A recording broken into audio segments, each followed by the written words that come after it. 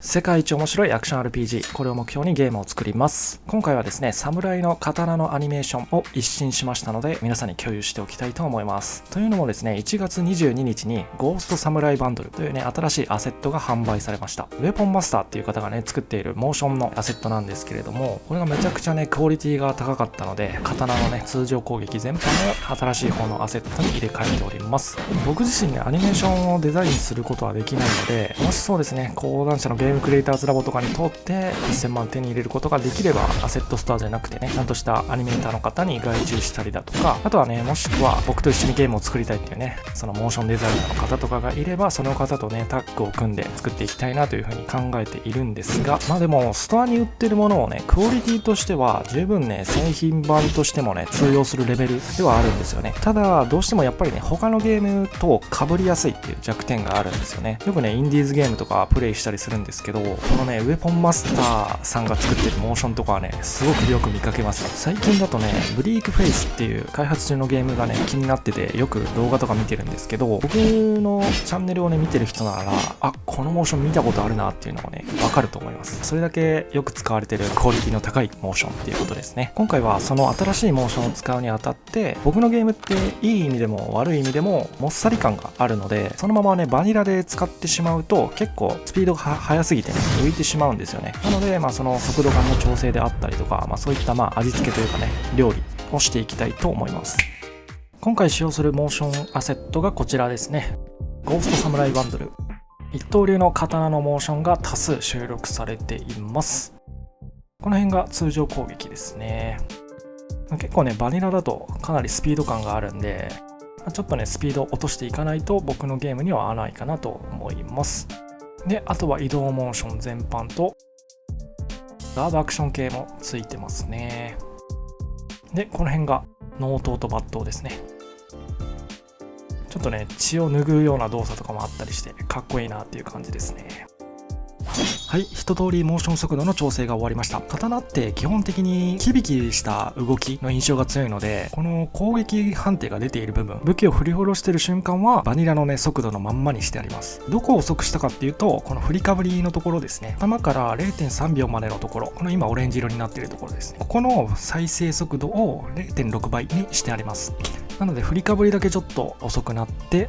切る動作の部分はバニラのままスパッと切るっていう感じですね。モーションごとに細かな違いはあるんですけれども、大体同じような感じにしてますね。予兆が分かりやすいっていう感じにしております。で、コンボルートに関しては、例のごとくね、他の武器と同様にすごく自由度高く設定してあります。スティック入力なしでね、R1 ボタンを単純に連打すると8連コンボが発生します。5、6、7で、8が2連ヒットね。で、また1連目に戻る。で、もちろんね、スティック入力をマニュアルで行って、さらにね、R1 と R2 で攻撃を打ち分けることもできるんで、いろいろなコンボルートを皆さんで構築して、リンク感を高めていってくださいっていう感じなんですけど、現状ね、どの入力をした時にどういうモーションが出るか、右 R1 の時はこのモーション、左 R2 の時はこのモーションみたいな感じで、全てね、配高が固定で決定してしまっているんですけれども、最終的にはね、そういったところの編集権も皆さんプレイヤーにお任せしようかなと思っております。なので、より詳細にコンボルートを決めていけるっていう感じですね。さらに戦闘中でもこのコンボルートの編集っていうところにアクセスできるようにしておこうかなと思っています。ダークソウルとかでも結構戦闘中に指輪付け替えたりとか武器とか防具変えたりっていう人ね、結構多いと思うんですけど、そういう変態プレイヤーたちがこのゲームをね、プレイした時にどんな神プレイを見せてくれるのかっていうのがね、今から非常に楽しみです。今回ですね、エフェクトもいくつか変更を加えてます。まずこのため攻撃のエフェクトですね。結構派手っていう声が多かったので、ちょっと控えめにしてみました。個人的に円形のエフェクトが好きなんで、それ以外の部分を削ぎ落とした感じのエフェクトになってます。なんかね、こう赤狼の木みたいなすごい世界観に合ったね、エフェクトっていうかね、この攻撃危ないですよみたいなものがあればいいんですけどね。あとエフェクトの位置情報っていうのをキャラクターのね、背骨に紐付けることによって、こうどの方向から攻撃したかによって若干のエフェクトの流れ方も変わるみたいな、そんな感じにしてみました。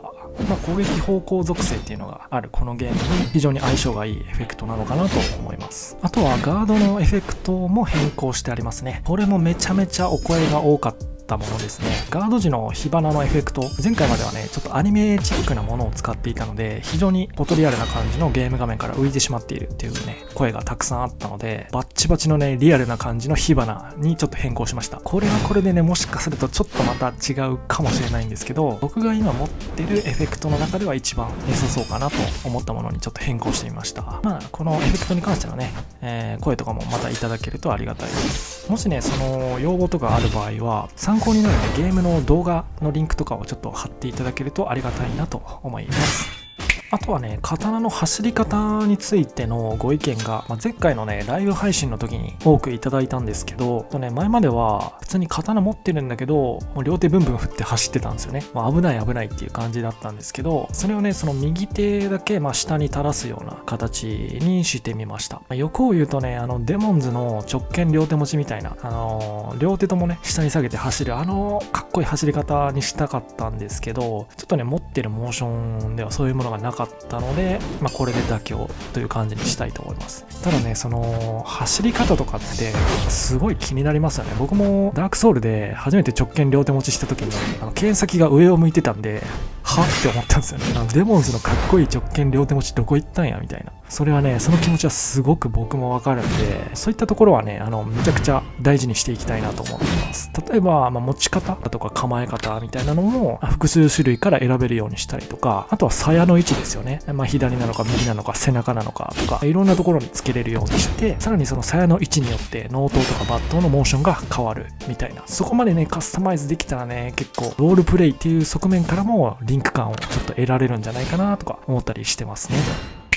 こんな感じでね、今回は刀の実装をいろいろ進めてきたんですけれども、正直ね、最近もうクリエイターズラボの結果が気になりすぎてね、作業に身が入らないっていうのはね、正直ありますね。最終面接の時に結果発表2月の中旬頃ですっていう風におっしゃってたんで、前回のね、二次選考の結果も確か1月中旬って言われてて、1月15日に発表があったので、今回もね、最終結果発表多分2月の15日あたりなんじゃないかなという風に思っております。15日だったらもうあと1週間ぐらいですからね、もうついにここまで来たかって感じですね。でもなんか長かったような短かったようなね、変な感じしますよね。クリエイターズラボ応募した時点でこのチャンネルね、登録者1万3000人ぐらいだったんですよね。それがね、クリエイターズラボのことを動画にしたりとかさせてもらって、今ね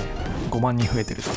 これはね、正直受かるにしろ落ちるにしろ、この5万人増えたっていうのはね、すごいでかかったなというふうに思いますね。正直ね、YouTube からの収益だけで、ご飯食べていけるっていうところも見えかけてきてはいるので、受かるにしろ落ちるにしろね、近い将来、僕今 iPhone 修理の仕事をしてるんですけど、そのお店もね、近い将来辞めることになるのかなと思っていて、そのことに関してね、もうお店の店長ともね、相談してるんですけど、その店長がね、めちゃくちゃ僕のチャンネルのファンなんですよね。いつもね、動画投稿した次の日とかに、出勤すると、はいてかくん、昨日の動画見てよ。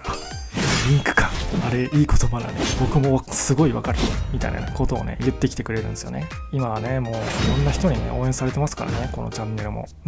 みんなの期待をね、裏切らないように、これからも頑張っていきたいと思います。じゃあ、今日はお疲れ様です。